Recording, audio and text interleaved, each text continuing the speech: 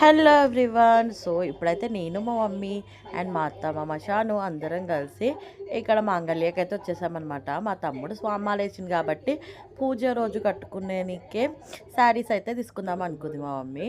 So చూస్తున్నాము, ఒక 2 శారీస్ అయితే తీసుకున్నాము. అండ్ నెక్స్ట్ పైన కిడ్స్ సెక్షన్ కూడా వచ్చేసినాము, ఎందుకంటే షాన్వికాకి ఏమైనా చూద్దాము అని, సాన్విక సహస్రకి.